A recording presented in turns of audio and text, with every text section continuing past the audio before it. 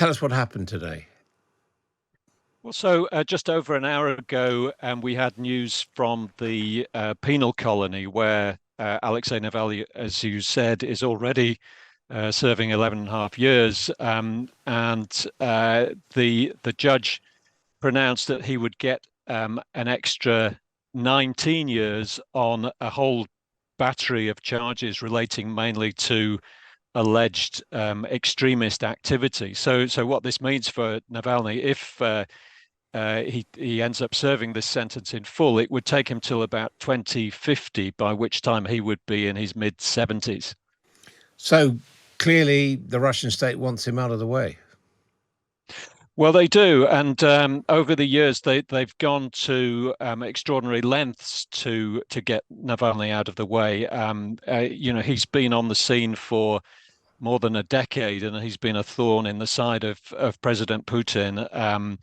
And he was arrested countless times. He was various charges were brought against him, and he served previous time in prison. And then, if you remember, in 2020, he was the target of an attempt to kill him using a nerve agent poison, from which he nearly died and had to leave for Germany for extended treatment in hospital before returning to Russia and being arrested again.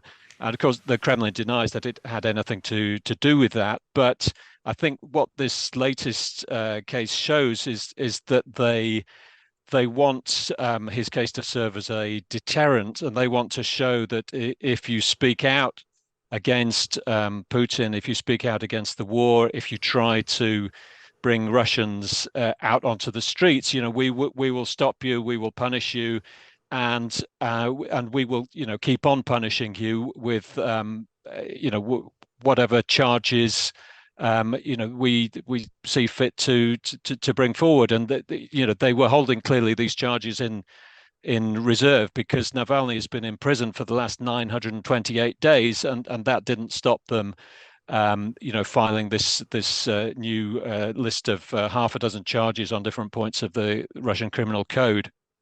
And where is Russian public opinion on this? Is it possible to assess it, or do a lot of people simply think fair enough?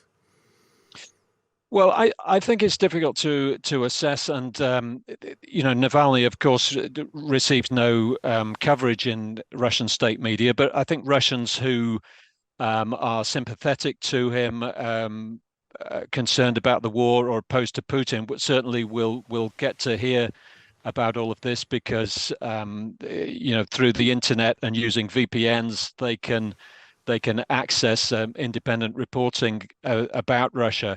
For the average person in the street, I'm not sure this will make a lot of difference right now. I mean, the fact is that although Navalny continues to urge people to protest, to show some kind of opposition, in practice that is so risky that very few people are prepared to do it, and more than close to 20,000 people have been detained for trying to protest against the war in various ways since it began nearly 18 months ago.